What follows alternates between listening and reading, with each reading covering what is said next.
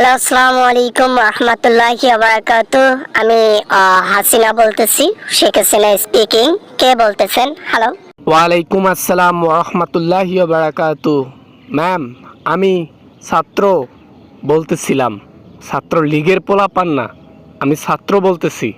আপনাকে কিছু কথা বলার জন্য আমি আপনাকে ফোন করেছি, প্লিজ আমার কথাটা শুনুন।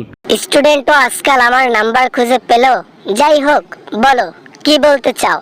আমাকে বলতে হবে না কিছু, আমি তোমার মুখের ভাষা শুনেই বুঝতে পারছি তুমি আমাকে কেন ফোন করছো। আমি বুঝতে পারছি তুমি কোন আশায় আমাকে ফোন করছো, কি বলতে ফোন করছো। আবু সাইদ হত্যা নিয়ে ফোন করছি আপনাকে। এত নির্মম, হায় আল্লাহ, এত নির্মম কেমনে হতে পারে একজন পুলিশ, যাকে এরকম পারমিশন দেওয়া হয়েছে আন্দোলনে যে কেউ বুক পেতে দিলে তাকে নির্মমভাবে হত্যা করবে।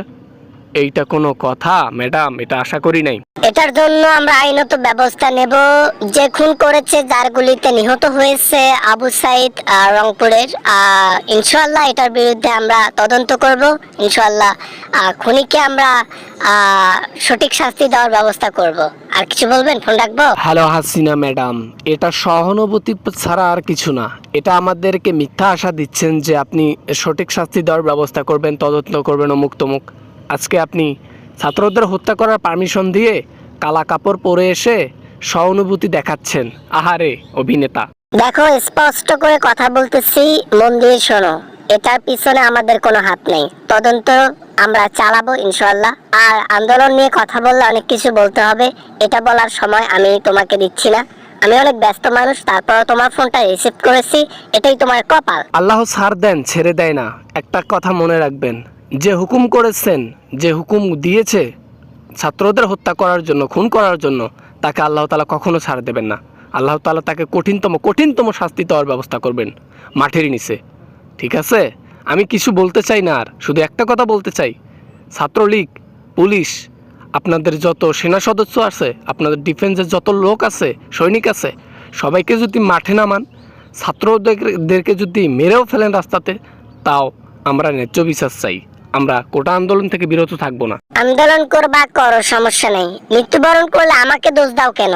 এখানে তো আমি কোনো হুকুমদারি করতেছি না, বা এখানে আমি কোনো পারমিশন দিচ্ছি না। ছাত্রলীগ নিজেরাই তাদের দায়িত্ব পালন করতেছে, এখানে আমি কি করতে পারি? ওরাও ছাত্র, তোমরাও ছাত্র, নিজেদের মধ্যে লড়াইটা থামাও, ঠিক আছে? ছাত্রলীগ আর আমরা কখনো এক হতে পারি না। ওরা হিংস্র, ওরা মানুষ খুন করতে পারে, আমরা মানুষ খুন করতে পারি না। আমরা অপরাধ করতে পারি না, আমরা ন্যায়ের বিরুদ্ধে লড়ি। আমরা পরাজিত হতে পারি, কিন্তু কখনো আমরা ছাত্রলীগকে সায় দেব না, তাদেরকে ছাড়ও দেব না ইনশাআল্লাহ।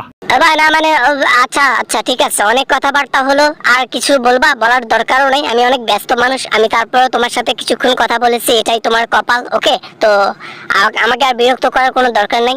আর নাম্বার ডিলিট করে দাও, আর কখনো ফোন টোন দিও না।